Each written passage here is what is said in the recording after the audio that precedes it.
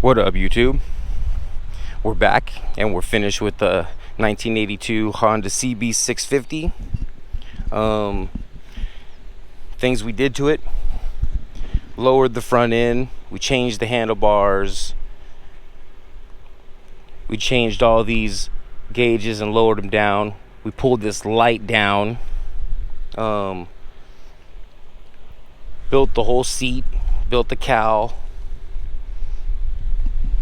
rebuilt the engine pretty much. We did the what did we do on there? We did the carbs, we did the clutch, and we did a valve adjustment. And other than that, she's running. So in my opinion, personally, I think this is one of the sexiest